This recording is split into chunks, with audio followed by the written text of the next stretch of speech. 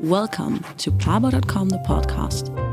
Discover your sexual journey with Nynke Nijman.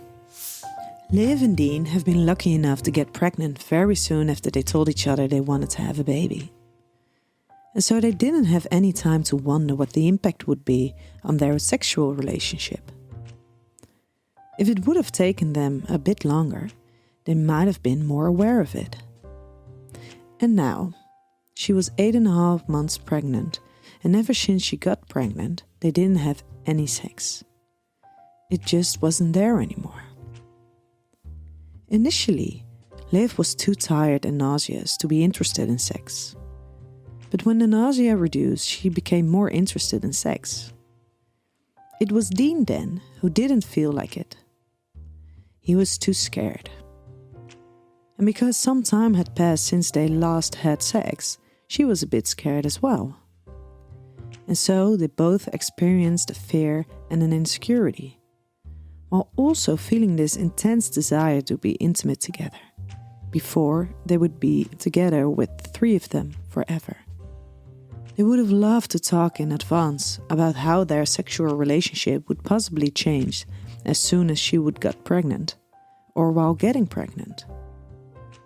They heard that pregnant women have an increased sexual desire because of the change in hormones. But this wasn't the case for Liv.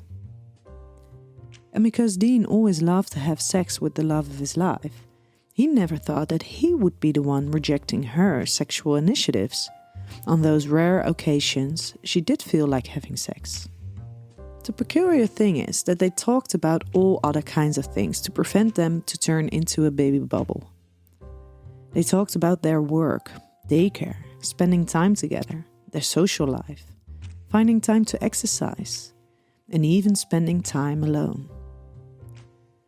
But they forgot all about the intimacy and sexuality.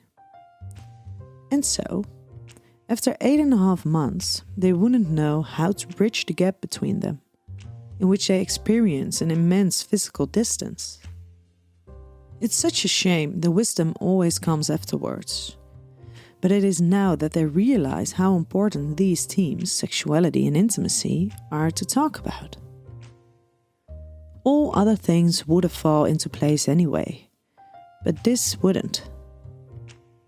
The two of them have been able to hold still about it without anyone forcing them to do something with it.